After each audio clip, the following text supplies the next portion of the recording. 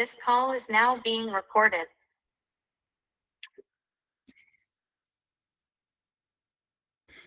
I welcome you to this class. In this class, I'll be speaking to energy metabolism. In this energy metabolism, I'm going to dwell on biogenetics, bioenergetics.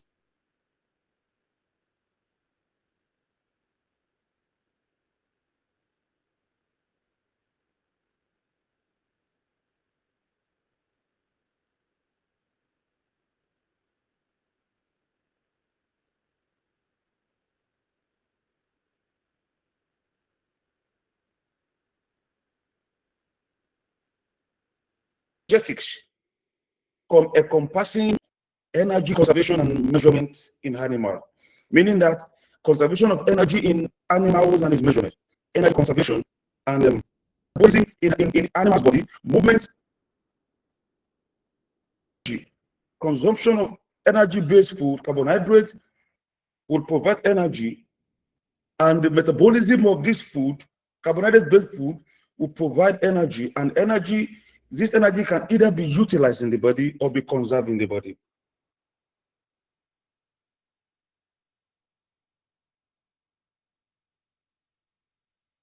So, before energy conservation, we must have energy metabolism. And energy metabolism has to do with breakdown of food, of energy-based food, carbohydrate food, so that the energy will be available for animals. And this energy serves different purposes. Energy for movement, energy for physical activities, energy for physical activities, energy for physiological activities, and energy for movement, which is part of physical activity. So animal needs energy from moving for all physical activity, from even eating, jumping around, running around, moving from one place to another. Animal needs energy. And if, for instance, it is energy, for instance, animal involved in production, like egg production, meat production, or milk production, then the energy will be shared between physical activities and production. For instance, and that is why when you leave animals to move on free range, the activity your animals are engaging themselves with determines the energy requirement. Mode of system of production. Is this extensive system of production or intensive system of production? Determine the energy requirement. For instance, research shows that energy on free range, animals on free range, require more energy than animals on intensive system, because animals on free range are at the same time they are to contend with reproduction, need to contend with provision for energy, for physical activity, for movement, and at the same time energy for production. So the energy, for instance, you give the same level of energy to animals on free range, on extensive system, and animal on intensive system. Animal in the intensive system will use entirety of the energy for production, either milk or egg or meat. And you give the same quantity of energy to animals on extensive system. So they will have to share the energy provided with physical activity, which is movement from one place to another during free ranging or during movement and production. And that is why you realize that animals on intensive system tend to do better than extensive system. So having understanding, so that it will say the glucose requirement, part of the work I have done is I have found that the glucose requirement, the requirement for animals based on their system of management differs.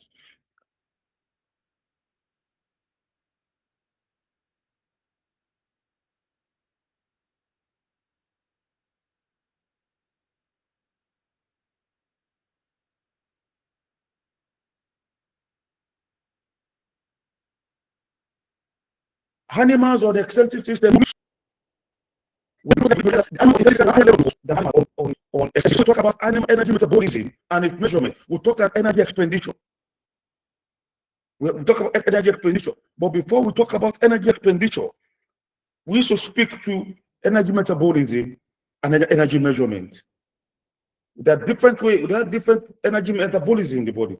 For instance, glycolysis is one of the energy metabolism where we get glucose from carbohydrate sources. Glycolysis through glycolytic pathway, where pyruvate will be produced, where glucose will be produced. And another one is gluconeogenesis, where we get glucose from non-carbohydrate sources. So this our protein supply little level of energy, very little. But the energy in these protein sources is not sufficient for energy daily requirements of our animals. So we get glucose energy from meat, from our protein sources, but it's very minimal. So gluconeogenesis is the process of getting glucose from production of glucose from non-carbohydrate sources. While glycolysis through glycolytic pathway is used to synthesize, to mobilize, to synthesize energy from carbohydrate sources. Am I speaking sense? Am I speaking sense? Am I speaking sense? So energy is required in animal's body. Energy gives weight. Energy is for physical activities, is for physiological activities, is for movement. So the nature of activities the animal is being engaged with determine the level of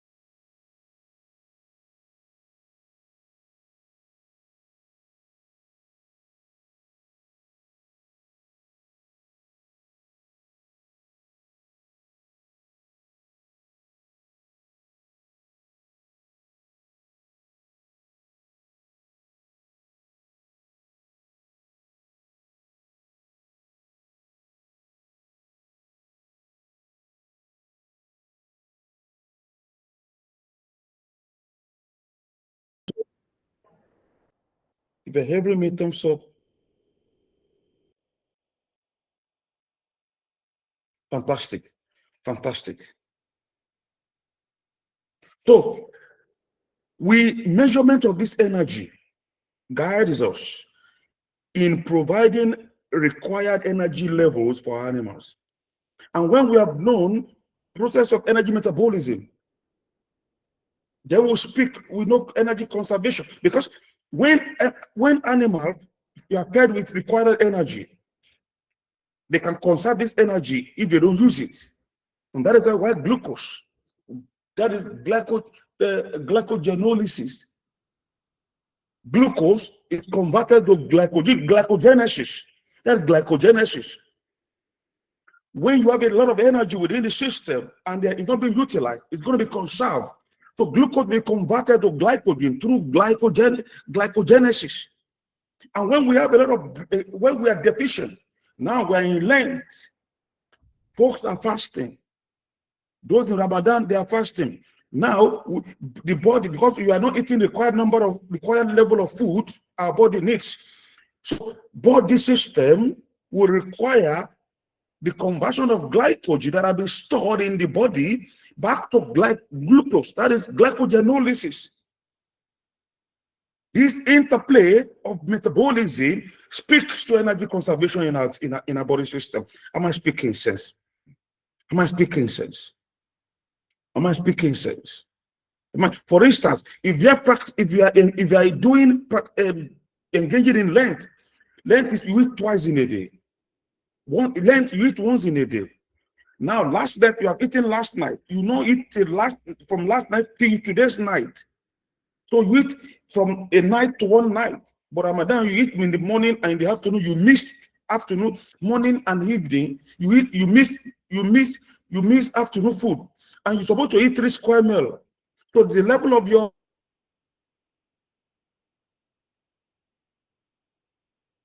eat morning food and evening food.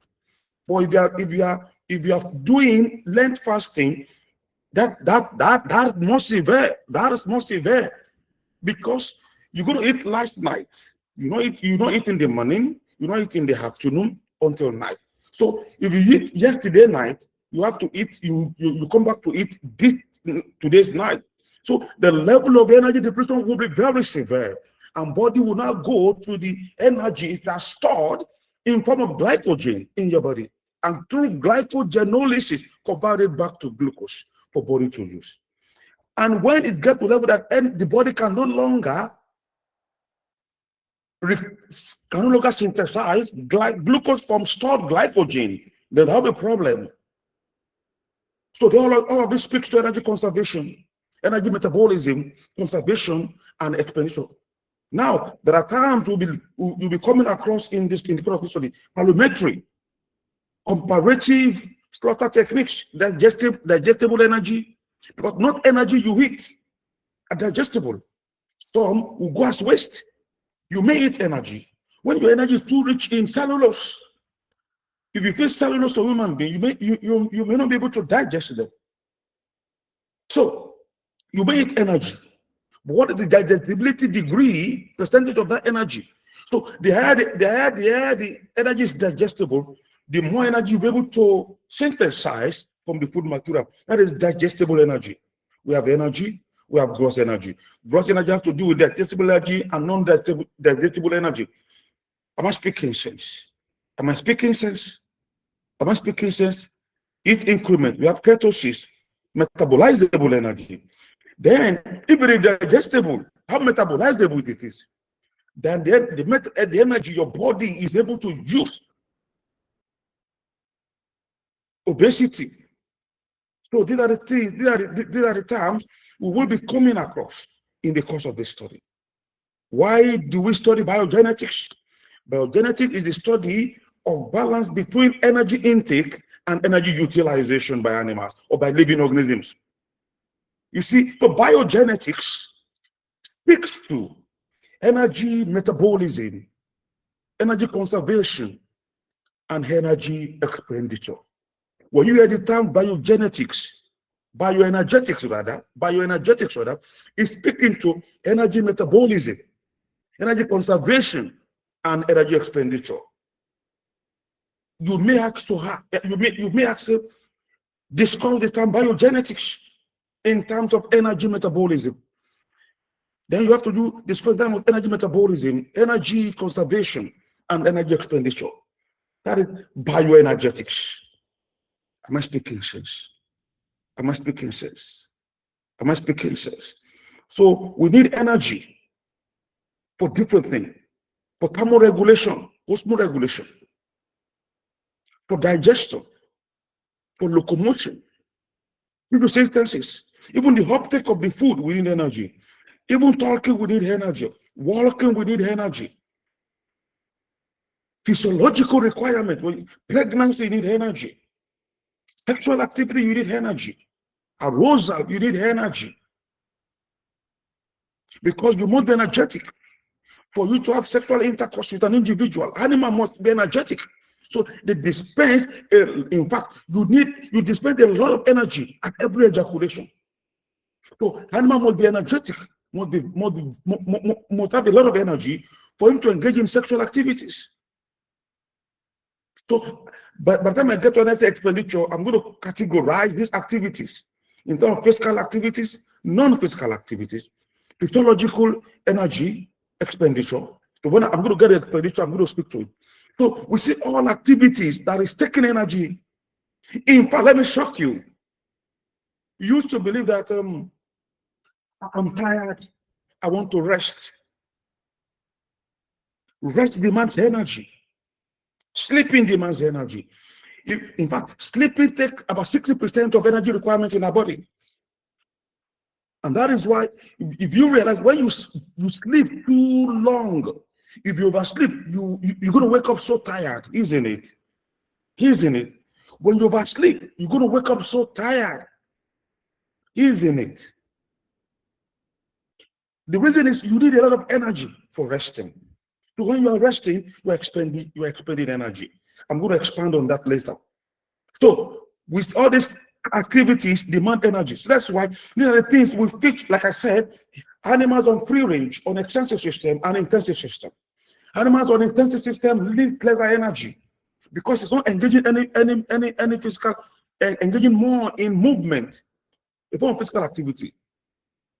Example of physical activity, which is movement. Energy. Animals on intensive system don't really engage in movement, especially chicken in cage or cattle that is restrained in intensive pen, compared to animal that moves around seeking for food.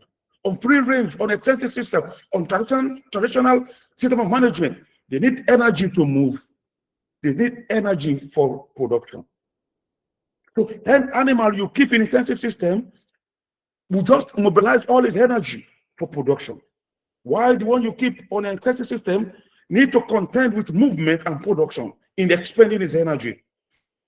So understanding of all of these guide in providing required energy levels for animal, and energy levels is tied to production. You need energy for reproduction. Am I speaking sense? Am I speaking sense? So this is why you need to study bioenergetics, because energy intake in the animal is through feed. How do we get energy into animal? It's through feed. Energy loss through physical activities, through physiological activities. For instance, crying is a physiological activity. Laughing is a physiological activity. Anxiety is a physiological activity. You need energy to do all of these things. Sleeping is a physiological activity. You need energy to do it. Now, we lose energy through it when temperature is high, when sweating, through such as it, when sweating, you lose energy.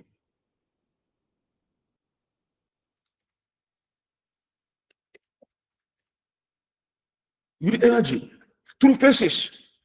You dispense energy through faces. Am I speaking sense? Through urination, you dispense energy. When you talk, you dispense energy. But this one is in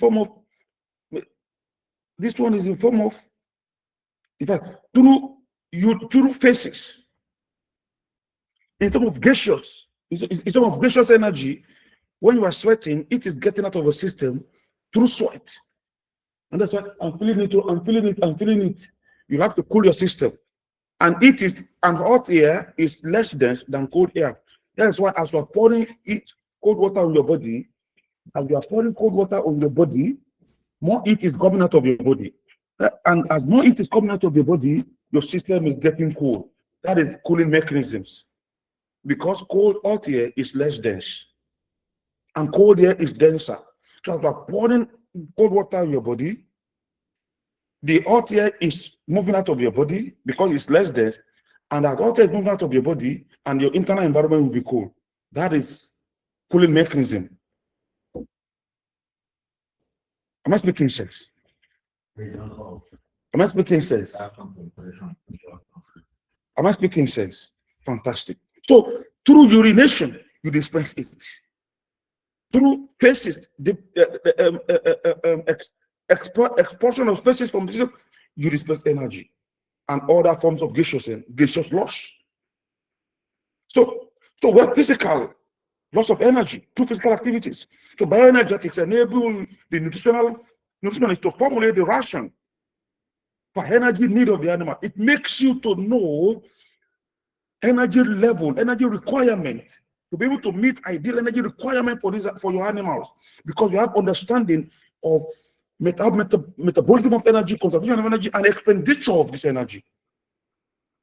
Because if you don't have this energy, you think I've given my animal a load of energy, and you don't take into consideration energy loss, energy expenditure.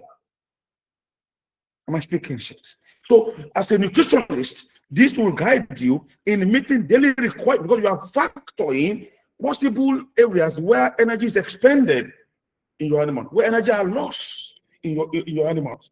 So it keeps you in a manner that you're able to provide required daily energy requirements for them. So as feed represents the major cost of production, about 65% cost of production is feed. And the larger component of feed is energy. So that is why your feed requires more energy than protein, especially if your animals are young. They need more protein to grow, lesser energy. But when your animals have gone to production stage, they need more energy, less protein, because they need more energy for reproduction, for reproduction, and for physical activities. And physiological activity, by that time, there'll be breeding, there'll be mating, there'll be crushing, there'll be pregnancy, there'll be sexual activities. There is more energy to take care of all of this. Internal body thermoregulation. You need energy to eat. You need energy to eat. You need energy for digestion. You need energy for metabolization of this food, of the energy you have been able to metabolize. So life is about energy. Am I speaking sense? So having understanding of this guides us in studying measurement of energy and partitioning of this energy. You partition energy based on energy losses. All of this will guide us in feed formulation. It will guide us in feed formulation. Am I speaking sense? Am I speaking sense? Am I speaking sense? I'm seeing Mr. Ibrahim Haruna. Then I'm seeing for the first time. Mr. Sadim is a usual face. Mr. Sadim.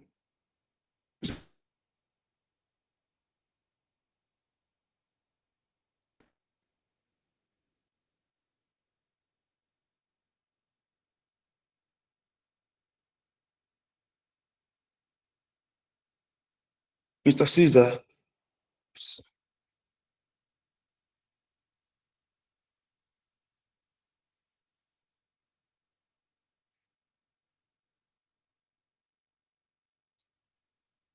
So understanding of this energy and their partitioning guides us in meeting daily energy requirement for our animals.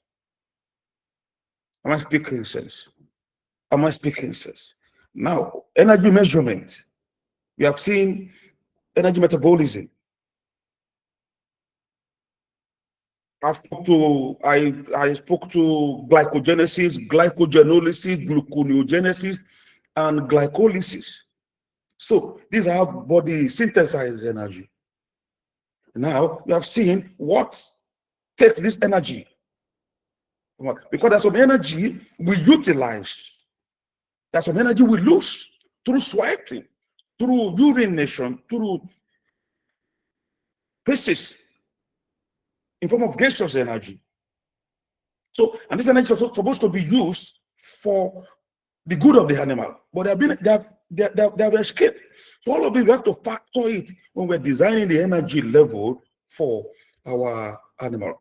Now, energy measurement, we have gross energy. Gross energy is the total amount of chemical energy in the diet, total amount of energy in the diet. It's also regarded as heat of combustion. Heat of combustion is energy that is producing entirety of energy. That is heat of combustion. The bigger the energy you are carrying, the more heat you will dissipate. The more energy you're carrying, the more heat, that is combustion. Like a bomb explodes based on its combustion, heat of combustion. And heat of combustion is based on the energy level it is carrying. Am I speaking? So gross energy content of it is measured as it liberated during complete burning, complete oxidation of the feed sample. If you want to know the energy level of your feed, the heat of combustion, when you burn the energy, the heat that is generating from it is equivalent to the energy contained in that feed ingredient. That is heat of combustion. The higher the energy is carrying, the higher the heat it will dissipate. The higher the combustible heat it will dissipate. Like your bomb is in various, the more explosive your bomb is, the more the energy is carried, the more the explosive it is. The explosivity of your bomb is dependent on the energy it's carrying. Am I speaking sense? Am I speaking sense? So when you burn your energy source, your energy stuff of ingredient, the heat of combustion, the heat is generating is equivalent to the energy it is carrying. So the feed is burned in a combustion chamber, a bomb, inserted into a chamber containing known weight of water. The heat is liberated during burning of the feed, and this raises temperature of the water. And you measure as the higher the heat of combustion, the higher the temperature of the water. So you can deduce the level of the heat. The quantum of the heat can be determined by the temperature of the water. Am I speaking sense? Energy measurement.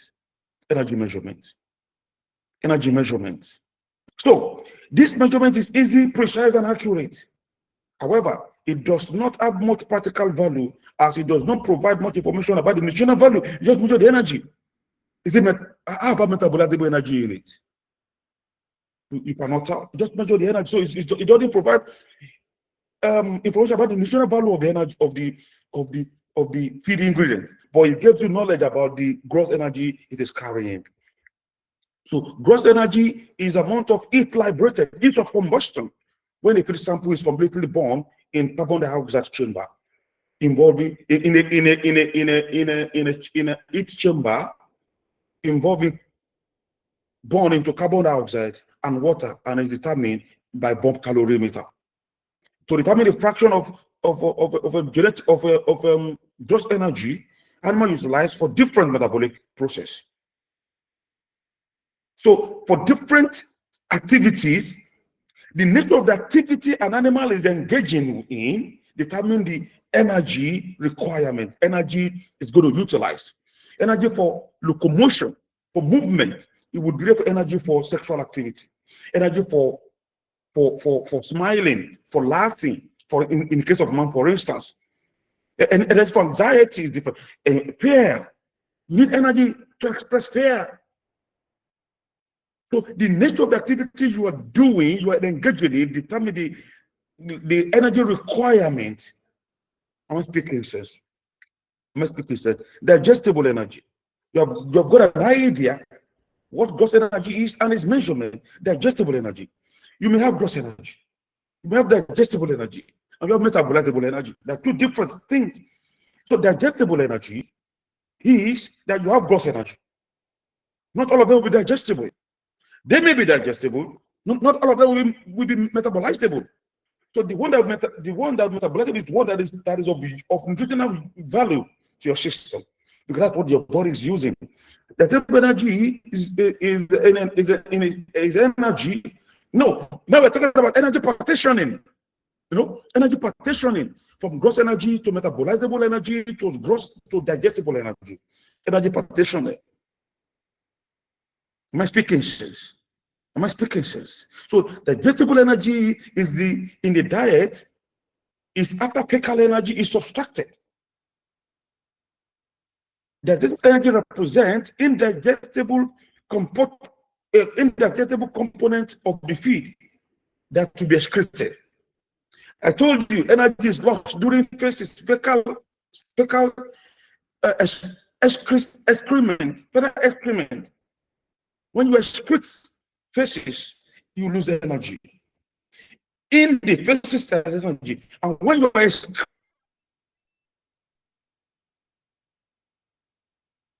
energy is coming out, it is coming out. When you are urinating, it is coming out in form of gaseous energy. So digestible energy is digestible and indigestible energy. So the energy that is remaining after excrement is removed. After excreting feces is removed. That which is fecal energy is removed. It represents digestible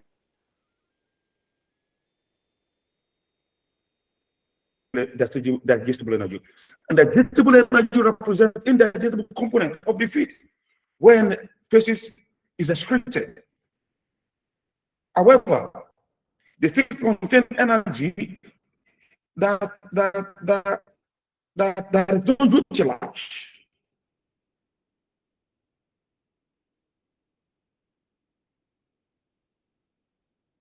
Because the contain energy that don't utilize. So fecal loss of energy is a major source of energy loss. Energy loss is different from energy expenditure.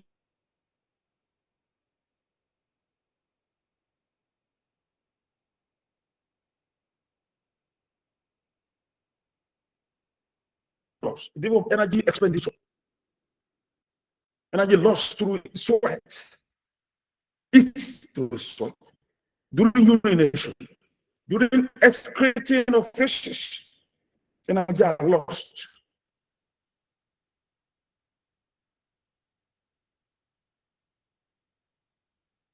So, in the feces, during when you're excreting energy, you're losing energy. In the feces, there's one digestible energy. So, this loss of energy is a major source of energy loss to the animal, depending on the nature of the feed. And the digestibility has to do the more energy we need to excite, get from it. The higher indigestibility, the more you lose energy. So, that high fiber, we have less digestibility, and more loss will be high. So, energy ingredients, energy that have high fiber will have low digestibility. What is the essence of fiber? Fiber is serves as buffer to the stomach. It will not allow it reduces rate of digestion so that the nutrient will be available for the animal to use for a long time. So, and if a food is too highly digestible, it runs out of the system very fast. So it has advantage. The fiber content of our food has advantage and has disadvantage. But if the fiber content is too high, there'll be difficulty in digestibility.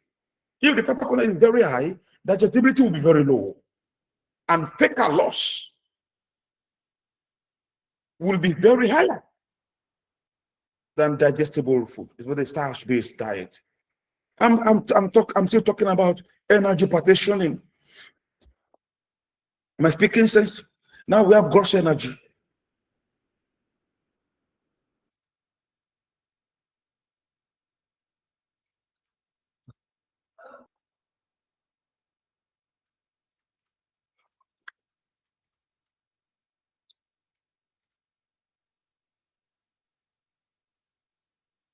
Am I speaking sense?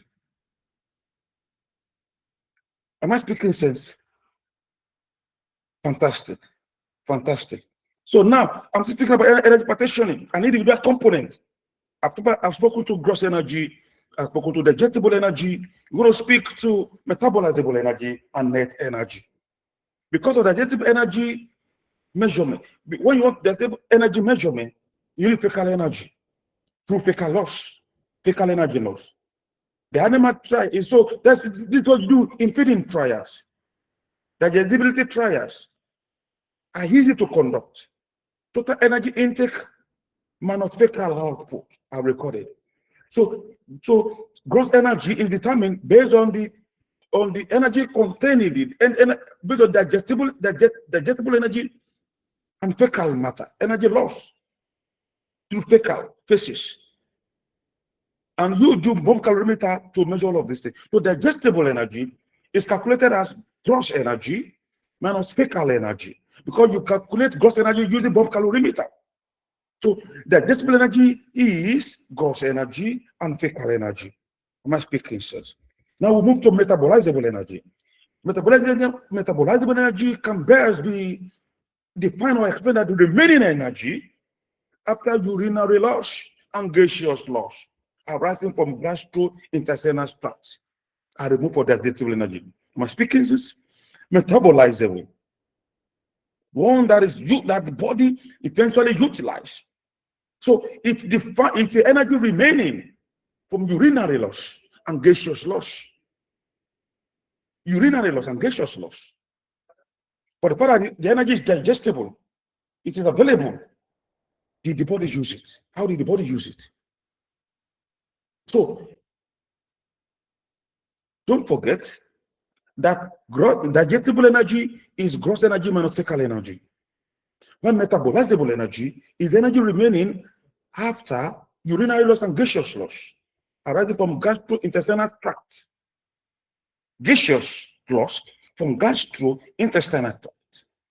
So when you remove this from digestible energy, then you get to metabolizable energy. Am I speaking sense? Am I speaking sense? So these values are obtained. These values reflect energy loss due to digestion. Because even when you are doing digestion, you are losing energy, because digestion requires energy. This is a physiological expenditure. So all these physiological activities require energy. So even digestion itself, to make energy available for animal, you need energy to prosecute the process. Am I speaking sense? Am I speaking sense? So this metabolizable energy obtained, this energy loss through urinary loss, energy through urinary or gaseous loss, reflects losses that have been reflected due to digestion, fermentation, metabolism of feed by animals. And there are energy we lose doing all of this activity. You remember, in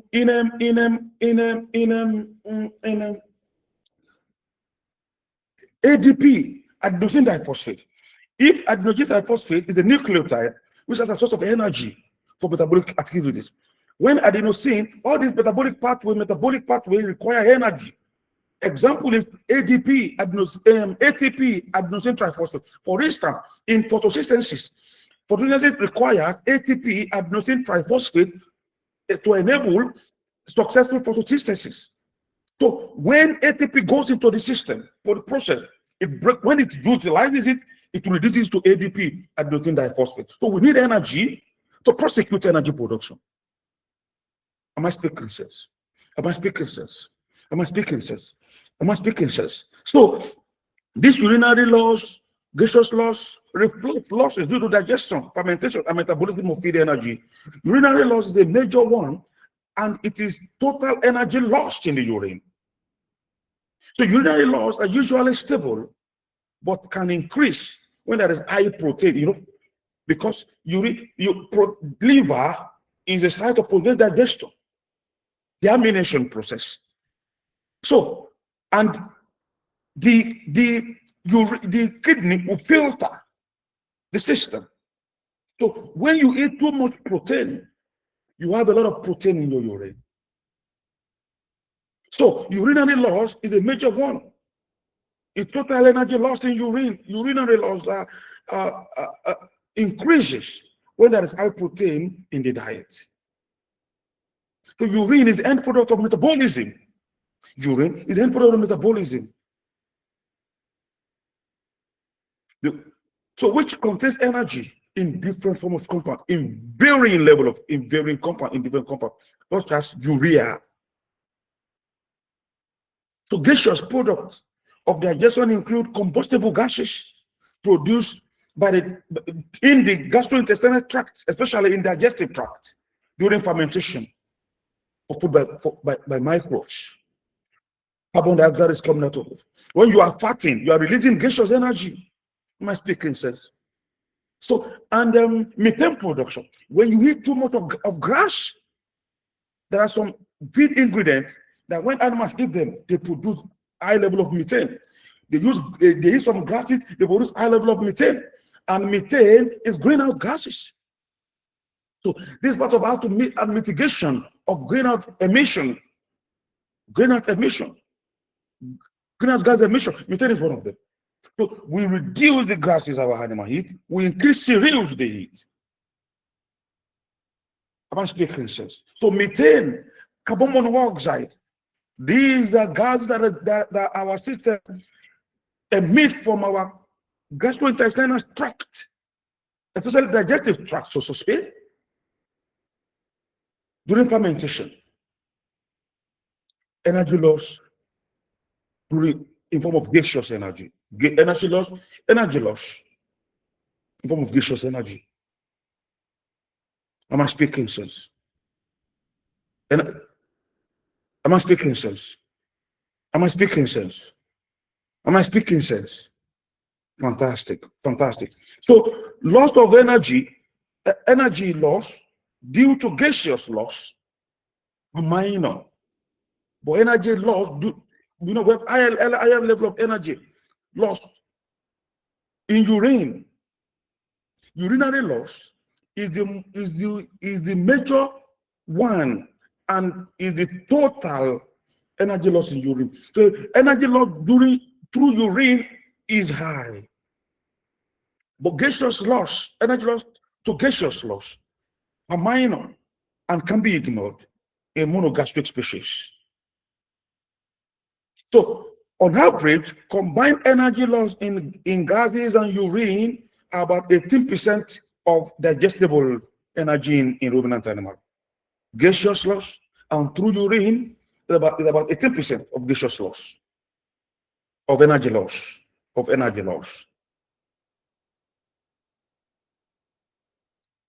Meaning that metabolizable energy is equal to digestible energy minus urinary energy minus gaseous energy. Am I speaking sense? Am I speaking sense? And the digestible energy is equal to gaseous energy minus fecal energy.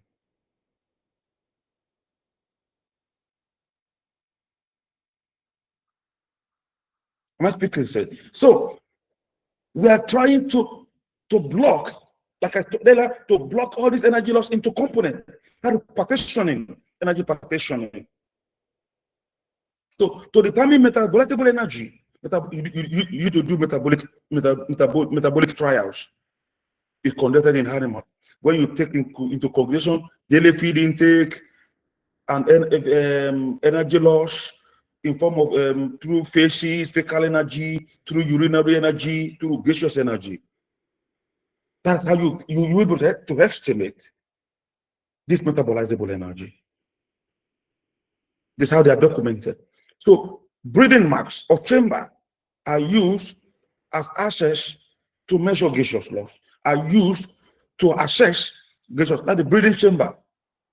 Because even breathing, we expend energy for breathing. So breathing marks or breathing chamber are used to assess gaseous energy loss. Bomb calorimeter is used to examine gross energy. Amount of methane expelled is documented and it's multiplied by its energy concentration. Am I speaking sense? These are energy measurements.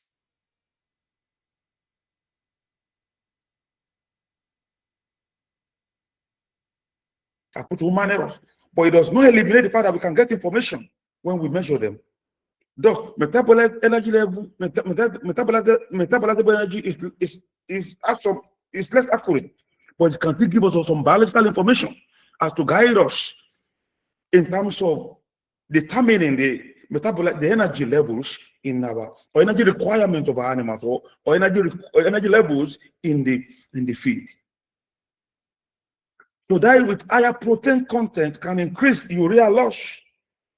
It can cause more energy to be lost through urine. And I have to explain that. Because urine and feces are avoided together. And gaseous loss is negligible in this species. I'm talking about poultry now. Because metabolism energy usually conducted in poultry because urine and feces are avoided together. Urine come together. They're avoided together. And gaseous loss is negligible in poultry. Because diet with higher protein content can increase urea loss.